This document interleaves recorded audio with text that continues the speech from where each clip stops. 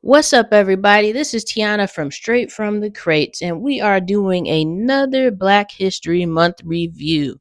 Today, we are pulling out Damn by Kendrick Lamar, and I'm saying it right now. This is not just an album. This is a thesis. This is a scripture. This is protest art in surround sound. Post Black Lives Matter America, Damn dropped in 2017. Post Ferguson, post Trayvon, in the middle of a politically charged America. And Kendrick didn't just give us conscious rap, he gave us internal conflict. He gave us black duality. He gave us fear, pride, loyalty, pain, faith, and survival. This album speaks directly to black nationalism, black pride, generational trauma, spiritual reckoning, cultural inheritance, and it does it without preaching. The first song on the album is DNA, Black Identity as Power. Let's talk about it. The beat switch alone is crazy. It's aggressive, unapologetic, revolutionary, and Kendrick says, I got loyalty. I've got royalty inside my DNA. That line isn't just hype. That's black reclamation. For centuries, black people were told we came from nothing. Kendrick flips that narrative. He says, no, that is not true. We come from kings. We come from queens. We come from resilience. We come from power. It's coded into us. That's black nationalism in musical form. Pride and heritage without needing any validation. This song is amazing. The next song that I want to talk about is called Humble. Humble.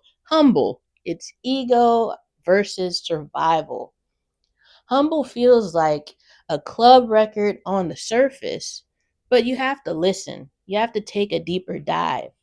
He's wrestling with fame, capitalism, ego, and what happens when a revolutionary voice becomes mainstream. It's a lot of tension there.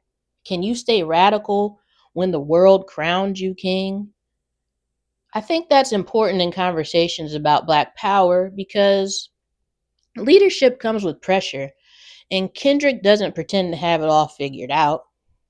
So then we go on to the next song, which is Fear. That's about generational trauma. If you want to get to like the heart or the meats and bones of this record, I'd say the song Fear breaks it down from ages 7, 17, and 27. He's got the fear of his mother, the fear of the streets, the fear of God, the fear of failure, the fear of dying young. This is not just some random fear. This fear is inherited. It's passed down in black households, not out of cruelty, but survival. He says, why, God? Why, God? Why do I have to suffer?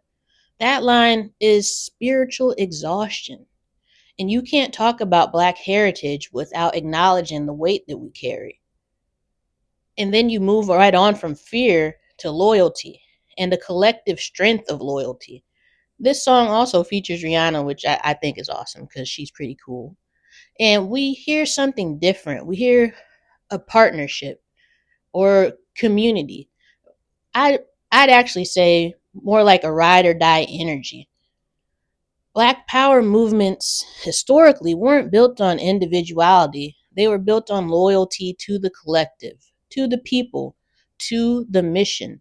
This song modernizes that idea. There's duality, wickedness versus weakness. Throughout Damn, Kendrick keeps asking, are we wicked or are we weak? That question hits differently in a society that criminalizes blackness. Is survival wicked? Is anger weakness? Is confidence arrogance? This album refuses easy answers, and that's why it won a Pulitzer Prize. That's actually kind of crazy that a rap album actually won the Pulitzer Prize for music. That alone is black excellence. I'd say Damn is a must listen And it's not a casual listen. You have to sit with it. You have to argue with it. You have to replay it. It forces self reflection in Black listeners, it forces discomfort in everyone else. It's layered enough for scholars, accessible enough for the radio, radical enough to spark conversation. That is rare in one album. So, if you've never really sat down with Damn, not shuffled it, not played the singles, but studied it, go back, press play, and ask yourself, what's in your DNA? And with that being said, I'm Tiana. This has been another Straight from the Crates, and I'll see you next time. Remember to like, comment, and subscribe. Peace.